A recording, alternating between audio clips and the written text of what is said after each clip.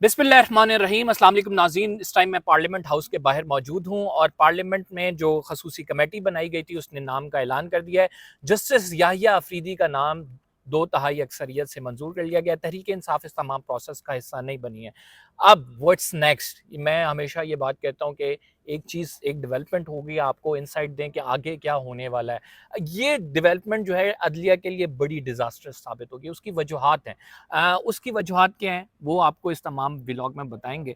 पहली बात ये है कि सीनियरिटी प्रिंसिपल को वायलेट किया गया। दूसरी बात ये है कि जो रात के अंधेरे में फॉर्म 47 वाली पार्लियामेंट से तरमीम मंजूर कराई गई, जिस तरह से लोगों को उठाया गया, ज़ोदो-कोप किया गया, उनकी माँ बहनों का अगवा किया गया, फिर ये जो पार्लियामेंट है इसकी लेजिटिमेसी कोई मौजूद नहीं है। इस तमाम प्रोसेस के ज़रिए एक जो है वो जज का इंतखाब हुआ है और सीनियरिटी प्रिंसिपल को वायलेट करके, मैं अगर बताऊं तो सिर्फ सीनियरिटी प्रिंसिपल नहीं बल्कि मेरिट को भी वायलेट करके हुए। जस्टिस मंसूर अली शाह मेरिट पर पूरा उतरते थे। ये एक नई तहरीक का आगाज जन्म देगा और व्हाट आई फॉरसी इज के जो वकला हैं इसको वेल लेफ्ट नहीं करेंगे। जो तहरीक इंसाफ है, अच्छी बात है, वो इस प्रोसेस का हिस्सा नहीं बनी और उसके पास एक बड़ा स्टेज मौजूद है जिसमें वो प्रोटेस्ट करके, जिसमें वो स्ट्रीट पावर के ज़रिए या फिर अपनी जंग कानूनी तौर पर लड़ के ये बात मनवा सकती है कि ये जो है इलिजिटिमेट पार्लियामेंट से जो तरमीम मंजूर हुई है, इसके ज़रिए इस अदलिया के ना सिर्फ इंसाफ के जो आप ये कह सकते हैं विंग्स को क्लिप कर दिया गया है, बल्कि ये एक अदलिया में डिवाइड का सबब बनी है। होगा क्या अब? असद अली तूर साहब से जानते हैं। असद तूर साहब, आप क्या देख रहे हैं? What's next? Justice Yahya Afridi would become the chief justice, whether he will accept this or not, क्योंकि हमारे सामने तो वो अपनी एक जो पिक्चर पेंट करते हैं वो बड़ी आईनी है जी। मैं हमेशा मिड ऑफ द लाइन में चलता हूँ, मैं कभी भी आइन की खिलाफ वर्जी नहीं करता। तो सर, अब जो असूल हमारे सामने आया, एक मुतनाज़ा तरीन अमेंडमेंट जिस तरह से वो कराई गई है, जिस तरह से मुतनाज़ा तरीन पार्लियामेंट से वो अमेंडमेंट हुई है, क्या उसके बाद उनको ये कबूल होगा चीफ जस्टिस का ओहदा, जबकि उनको पता है कि उन्होंने भी आगे जाके चीफ जस्टिस बनना है? तो क्या जस्टिस याहिया अफरीदी से कबूल करेंगे? पहला सवाल। अच्छा, कंबर देखिए, आपने कहा बड़ा मिड ऑफ द लाइन चलते हैं। माजरत के साथ जज का काम ही नहीं मिड ऑफ द लाइन चलना। अल्टीमेटली जज को किसी एक पलड़े में वजन डालना होता है, तभी वो फैसला देता है। जज न्यूट्रल नहीं हो सकता, सुनते हुए न्यूट्रल हो सकता, फैसला देते हुए न्यूट्रल नहीं हो सकता। ठीक है, तो चीज ये है कि अगर वो एक ऐसी अमेंडमेंट के बेनिफिशियरी बनते हैं तो वो इस अमेंडमेंट के बेनिफिशियरी सिर्फ नहीं बनेंगे, वो 13 जनवरी के फैसले के बेनिफिशियरी बनेंगे। क्योंकि 13 जनवरी के फैसले की वजह से एक रिग्ड इलेक्शन हुआ जिसके ऊपर संगीन क्वेश्चन है। इवन के सुप्रीम कोर्ट का यही 8 जजेस का फैसला कहता है कि इलेक्शन कमीशन ने शफाफ इलेक्शन कराने की अपनी जिम्मेदारी नहीं अदा की। तो गैर शफाफ इलेक्शन के नतीजे में वजूद में आई हुई पार्लियामेंट, जिसके लोगों पर ये संगीन इल्ज़ाम है और जिसमें बहुत वजन भी नज़र आता है कि उन्होंने फार्म 47 की लास्टिक की शलवारें पहनी हुई हैं। उन फार्म 47 की लास्टिक की शलवारों वाली पार्लियामेंट के लोग एक आईनी तरमीम लाते हैं और उस आईनी तरमीम के लिए भी वो अपोजिशन के लोगों को अगवा करते हैं और हॉर्स ट्रेडिंग करवा के वोट करवा के पास करवाते हैं। और फिर उसके नतीजे में उसके बेनिफिशरी जैसे याहिया अफरीदी बनते हैं। और फिर अगर वो उस बेनिफिट को एक्सेप्ट करते हैं तो इट मीन्स वो चीफ जस्टिस काजी फैसला की कंटिन्यूटी बनने जा रहे हैं। वो एक ब्रॉडर सेम पेज का हिस्सा थे। जिस तरह चीफ जस्टिस काजी फैसला एस्टेब्लिशमेंट और हुकूमत रही, तो इसका मतलब है अब वो भी उसी पेज पे आने जा रहे हैं। तो अगर वो उस पेज हुकूमत, पे एस्टैब्लिशमेंट प्लस अदलिया and justice Yahya Afridi is a अदलिया नहीं, beneficiary. Chief justice justice Yahya Afridi will be the beneficiary of that system. तो असद साहब, ये तमाम बातें तो हैं, आपकी अपनी रीडिंग क्या है? क्या वो एक्सेप्ट कर लेंगे? मेरे ख्याल में उनके लिए बड़ा ये मुश्किल फैसला होगा। अनटिल अनलेस उनको कोई बहुत ही इंश्योरेंस ना हो, कोई बहुत लुक्रेटिव इंश्योरेंस ना हो कि चलता रहेगा निजाम, तुसी चलता है, करो। तुसी बेफिक्र हो जाओ, हाँ, we will take care of the हाँ। पीपल जो बाहर शोर कर रहे होंगे। चीफ जस्टिस काजी फैसला को भी तो ये यकीन दहानी थी ना, तो इसीलिए फिर बाहर आपने देखा जो लोगों के साथ होता था, जो उन पर तनकीद करते थे। तो यहाँ पर जैसे याहिया अफरीदी, चीफ जस्टिस काजी फैसला 13 जनवरी को जाके एक्सपोज हुए। 17 सितंबर को उन्होंने हेल्प लिया था। 3-4 माह उन्होंने रोमांस किया मीडिया के साथ, सियासी जमातों के साथ। 13 जनवरी के बाद फिर वो तनकीद की जद में आए और 10 माह उन्होंने वो तनकीद फिर उनकी चीखें भी आपने सुनी, ठीक है। तो जस्टिस याहिया अफरीदी तो पहले दिन से एक कंट्रोवर्शियल होके इस ऑफिस में आके बैठेंगे। तो क्या वो पहले दिन से ये बैगेज लेके आना चाहेंगे कि वो पहले दिन से तनकीद की जद में हो? अगर वो ये बर्दाश्त कर सकते हैं, जो चीफ जस्टिस काजी फैसल 10 माह नहीं बर्दाश्त कर पाए, अगर इनको लगता है कि मैं 3 साल बर्दाश्त कर लूंगा 36 माह, तो करें फिर हाल आए को घोड़ा एस्टेब्लिशमेंट ने उनको खड़ा कर दिया है, उस पर बैठे हैं, मैदान खुला है, भगाना शुरू कर दें। घोड़ा भी हाजिर है, मैदान भी हाजिर। अब नाज़रीन बड़ा सवाल ये पैदा होता है, क्या जस्टिस मंसूर अली शाह इस्तीफ़ा देंगे, जस्टिस मुनीब इस्तीफ़ा देंगे क्योंकि वो सुपरसीड हो चुके हैं, या फिर वो इस सिस्टम में रह के फ़ाइट करेंगे? असद से उनकी राय जानते हैं। मेरी अपनी ज़ाती राय ये है कि जस्टिस मुनीब इस्तीफ़ा नहीं देंगे, वो इस सिस्टम में रह के फ़ाइट करेंगे। जस्टिस मंसूर अली शाह के लिए बेहतर ये होगा कि वो सिस्टम में रह के फ़ाइट करें, क्योंकि अगर कोई ऐसी चीज़ होती है, स्ट्रीट पावर आती है, 26वीं तरमीम को चैलेंज हो जाती है, अदालत से उसका कोई फ़ैसला आता है, या फिर जो है तहरीक इंसाफ जो कि अभी इस तमाम मामले का पार्ट नहीं बनी और वकला मानते नहीं है जस्टिस याहिया अफरीदी को, तो अल्टीमेटली जस्टिस मंसूर को उसका फ़ायदा हो सकता है। लेकिन अगर वो इस्तीफ़ा दे देते हैं तो जस्टिस मंसूर किसी रेस में नहीं होंगे, जस्टिस एजाजुल हसन की तरह इस्तीफ़ा दे के घर चले जाएंगे, कोई याद नहीं रखेगा। अब आपका क्या ख्याल है असद अली तूर साहब कि justice Mansoor would prefer to resign or he will accept the fight and वो सीनियरिटी पे रहेंगे चीफ जस्टिस के बाद, और वो फिर जुडिशल कमीशन की तरतीब है, उसमें उनका वोट बड़ा काउंट करेगा, जस्टिस मुनीब का वोट बड़ा काउंट करेगा, तो वो इसको कंटिन्यू करेंगे? देखिए, चॉइस जस्टिस मंसूर की है।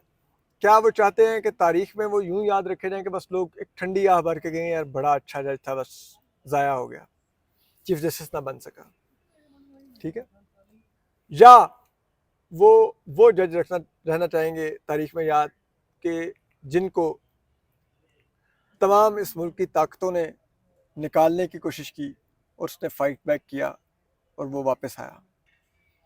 चॉइस उनकी है कि वो उस हीरो के तौर पर याद रहना चाहेंगे या उस मजलूम के तौर पर जिसको देख के लोग आह भर के भूल जाए, ठीक। और फिर हमारी अदलिया की तारीख भी देखें, इफ्तिखार चौधरी को जिस तरह बालों से पकड़ के निकाला गया, वो वापस फिर उसी कोर्ट में आए, तो तारीख मौजूद है। इस सिस्टम में जो लड़ता है वो सर्वाइव करता है, वो वापस आता है। जस्टिस काजी फैसल भी लड़े तो वापस आए, ठीक है। ये अलग पहला बात है, फैसला तो अलग खिलाफ हो गया था, उनके नजर सानी में काजी साहब रिवर्स हुए। तो यहाँ पर भी ये जस्टिस मंसूर अली शाह पर है कि वो किस तरह है। और यही मैं एक बात और भी कहूँ, जस्टिस याहिया अफरीदी के पास भी ये ऑप्शन है कि अगर वो फौरी तौर पे इस आईनी तरमीमों के खिलाफ कोई पिटीशन एक्सेप्ट करके चीजें रिवर्स कर देते हैं, तो वो भी हीरो के तौर पे याद रखे जाएंगे कि इसकी झोली में आगे चीफ जस्टिस कि इनकी झोली में इक़्तिदार डाला गया, इन्होंने ठुकराया, और ये जिस मंसूर अली शाह के हवाले इन्होंने किया कि हक आपका था, मैं आपके हवाले कर रहा हूँ। दोनों जजेस के पास मौका है, और देखते हैं हीरो इनमें से कौन बनता है और कैसे। अच्छा असद तूर साहब, अब हम जो वकला को देखेंगे, क्योंकि बहुत सारे अहमद अली कुर्द और बहुत सारे वकला, सीनियर वकला, मुनीर मलिक साहब की भी मैं बात सुन रहा था कि 26 तारीख का सूरज तुलू हुआ और चीफ जस्टिस जो है मंसूर अली शाह ना हुए, तो यहाँ पे ईंट से ईंट बजा देंगे, हम बाहर निकलेंगे, वकला मूवमेंट चलेगी, अदालतों का बाइकआउट होगा, आईनी बेंच का बाइकआउट होगा, पैरेलल सिस्टम नहीं चल सकता। ये सारे आपको बाहर निकलते नजर आ रहे हैं? ऐलान तो अली अहमद कुर्द साहब ने कर रखा है, और इस फैसले के बाद सबसे सिग्निफिकेंट चीज होगी, सुप्रीम कोर्ट बार का इलेक्शन है इसी हफ्ते। अगर उसमें इंडिपेंडेंट ग्रुप उड़ गया, जिससे आजम तारड़ भी वजीर कानून है, तो फिर आप देखेंगे कुछ नहीं बचेगा इनके पल्ले। ना जस्टिस याहिया अफरीदी अगर वो चीफ जस्टिस बन गए, उन्होंने हेल्प ले लिया, ना वो अदालत चला पाएंगे, क्योंकि अंदर एक डिफेक्टो चीफ जस्टिस बैठा होगा जस्टिस मंसूर अली शाह, जिसके साथ जजेस की भी अक्सरियत होगी और सड़कों पर खड़े हुए वकला की भी अक्सरियत होगी, ठीक है। तो उनके लिए अदालत चलाना नामुमकिन हो जाएगा।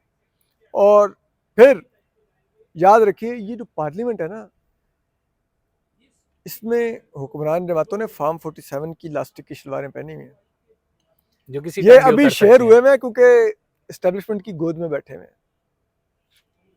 लेकिन जिस दिन ये तहरीक चल पड़ी और अदलिया खड़ी हो गई और अदलिया और एस्टेब्लिशमेंट का बराह रास्त तसादुम हुआ, तो मिनिमम जो डैमेज होगा ना, वो कोलेटरल डैमेज में ये सब जाएंगे घर। तो ये अब देखें किस तरह से चीज़ें चलेंगी, लेकिन इंटरेस्टिंग डेज अहेड। मैं हमेशा कहता होता हूँ कि सहाफ़ी क्यास में फ्लरिश करता है, अपॉर्चुनिटी अपॉर्चुनिटी क्रिएट हो जाती है ठीक है। उसके लिए। अगर ज़माना अमन हो तो सहाफ़ी को तो सिर्फ प्रेस रिलीज मिलती है, प्रेस रिलीज पर रिपोर्ट करने वाला मैं सहाफ़ी नहीं मानता। मजा ही है इन चीजों पे रिपोर्ट करने का। तो आगे एक बड़ी मूवमेंट भी देख रहे हैं। अच्छा, तहरीके इंसाफ ने फैसला किया कि they will be not the part of this committee. How do you see this particular decision? And Tehreek e Insaf के पास अब एक मोरल भी और वैसे भी जवाब मौजूद है। देखें जी, हमने 26वीं आईनी तरमीम पे वोट नहीं किया, हमने उसका बैकआउट किया, हम इस कमेटी में नहीं गए, हम तो मानते ही नहीं है। ये कौन सा चीफ जस्टिस आ गया? ये तो नहीं, हमारा चीफ जस्टिस तो मंसूर अली शाह है। मेरे ख्याल में पीटीआई शायद ये तो ना कहे कि हम जस्टिस अफरीदी को मानते नहीं, लेकिन वो ये कहेंगे कि हम इस आईनी तरमीम को नहीं मानते। और ये उनका बड़ा स्मार्ट डिसीजन था। अगर आज वो इस कमेटी में आ जाते तो ये तो उनको पता था कि हुकूमत के पास 2/3 मेजॉरिटी है, वो जिसको चाहेंगे चीफ जस्टिस तो उसको बनाएंगे। बिल्कुल, तो मैंने बजाय पिछले इसके व्लॉग में भी यही बात जी, किया है। तो बजाय इसके कि हम आके जैसे याहिया अफरीदी के अगेंस्ट वोट करें, जैसे मंसूर अली शाह करिए, और फिर जैसे याहिया अफरीदी याद रखे कि तुम लोगों ने तो मुझे सपोर्ट ही नहीं किया था, सपोर्ट ही नहीं किया तो था, उससे बेहतर है कि हम हुई ना बाइकआउट करो। बाइकआउट करें। So their move now if you see is a smart move. और इस वो कमेटी उन्होंने में बैठ के अब्सटेन करके ये बताया है कि उनकी जो राय है वो किसी की तरफ भी नहीं है। एक तो उनका माइंड नहीं पढ़ सके, हालांकि मंसूर अली शाह के वो फेवरेट थे, लेकिन वोट तो नहीं उन्होंने याहिया अफरीदी के खिलाफ किया। अब इस तमाम मामले में इमरान खान का रिएक्शन, मेरे ख्याल से इमरान खान साहब के लिए एक बड़ी अपॉर्चुनिटी है। इमरान खान साहब इस सीकिंग के वो कोई स्टेज बने। आपको पता है कि लास्ट मुलाकात जब हुई थी तो उन्होंने कहा कि यार वो आईनी तरमीम की बात, उन्होंने कहा वो तो करवा लेंगे, तुम ये बताओ एहतजाज का क्या बना, कितने लोग निकले थे। इमरान खान को बताया गया जी बड़े लोग निकले थे, और उन्होंने कहा फिर क्या हुआ? उन्होंने कहा हाँ जी अली अमीन साहब ये हुआ है। अच्छा, तो उन्होंने कहा जो तुम्हें मैं कह रहा था कि एहतजाज करो, ये आईनी तरमीम नहीं हो सकेगी जब तक क्योस नहीं होगा, जब तक स्ट्रीट पावर नहीं शो करोगे, कुछ नहीं होने वाला। इधर ये इन्होंने करा लेनी है। तो अब इमरान खान साहब के पास एक बकायदा तौर पे लॉयर मूवमेंट जो वो बड़ा चाह रहे हैं कि स्टार्ट हो, क्योंकि लॉयर मूवमेंट्स की सक्सेस हमारे सामने मौजूद है। इफ्तिखार चौधरी की शक्ल में जो एतजाज एहसन साहब वगैरह लीड कर रहे थे, नवाज शरीफ भी उसका हिस्सा बने। तो अब इमरान खान साहब is having the eyes on that lawyer movement. अब ये तमाम मामले में वकला और पीटीआई, डू यू थिंक कि उनका जो एक प्रेशर है वो एस्टैब्लिशमेंट और इस फॉर्म 47 की पार्लियामेंट को बहा ले जाएगा? देखें, मुशर्रफ के दौर में भी लायर्स मूवमेंट थी। बीबी शहीद का और मियां नवाज शरीफ को दूर दूर तक नामो निशान नहीं था कि वतन वापस आ चुके हैं। लेकिन उस लायर्स मूवमेंट के अंदर फिर पॉलिटिकल पार्टीज ने भी इन्वेस्ट करना शुरू किया, कारकुन भेज के, जलसे करके, सब कुछ करके, और प्रेशर बढ़ता गया। ठीक है, तो यहाँ पर भी अब इमरान खान साहब के पास बिल्कुल एक अपॉर्चुनिटी होगी कि वो इसको कैपिटलाइज करें। लेकिन सॉरी टू से, इसमें बात आ जाएगी पीटीआई की क़यादत पर जो बाहर है।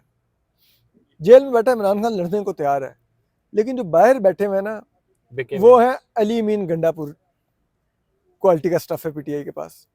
ठीक है, जो आता इस्लामाबाद 20 किलोमीटर फी घंटा की स्पीड से है और वापस 220 किलोमीटर फी घंटा की स्पीड से जाता है। ठीक है, कि मैं 12 जिले भाई, इस्लामाबाद पेशावर के बीच में 2-3 जिले नहीं बनते, तू 12 कहां से क्रॉस कर गया? क्या अफगानिस्तान से कुन्नड़ से घूम के आए हो? ठीक है, और फिर दूसरी बात यह है कि अगर मैं उनका आर्गुमेंट मान लूं कि वो रात किसी मेस में नहीं थे और किसी अंडरस्टैंडिंग के तहत वापस नहीं गए, और यह था कि पुलिस उनको गिरफ्तार करने आ गई थी और वो पुलिस से छुप के भागे हैं, तो इस पर भी उनको शर्म से डूब के मरना चाहिए कि वो अब एक आईजी से अपनी दुश्मनी बना रहे हैं। देते गिरफ्तारी, यार पूरा मुल्क हिल जाता कि एक सूबे का चीफ मिनिस्टर आपने अरेस्ट कर लिया। और एस्टैब्लिशमेंट ये बात जानती थी, आपको पता है उस टाइम खबरें चली तो एस्टैब्लिशमेंट ने उसके पर पानी डाल दिया कि नहीं नहीं, नहीं गिरफ्तारी तो हुई नहीं है, उन्हें तो चाय पिला के हमने वापस भेजा है। अच्छा, आखिरी सवाल करूंगा, उसके बाद ये क्लोज करते हैं। आखिरी सवाल ये कि जस्टिस मंसूर के पास इस time supreme court of Pakistan में एज ऑफ नाउ मेजॉरिटी हासिल है उनको, he is of that calibre के जो जजेस को साथ लेके चलते हैं। उनके मैं गुनाह अगर बता दूं तो उनका गुनाह सबसे बड़ा ये है कि उन्होंने ये कहा था कि मैं तमाम जजेस को जोड़ूंगा, मैं एक ऐसा सिस्टम दूंगा कि अगर किसी जज को अप्रोच किया जाता है जूनियर लेवल पे तो पूरा सिस्टम उसके खिलाफ रिजेंटमेंट शो करे, पूरा सिस्टम उसके साथ खड़ा हो और उस बंदे को पॉइंट करे, उसके खिलाफ फाइट हो जो कि हमारी अदलिया में इंटरवीन करता है।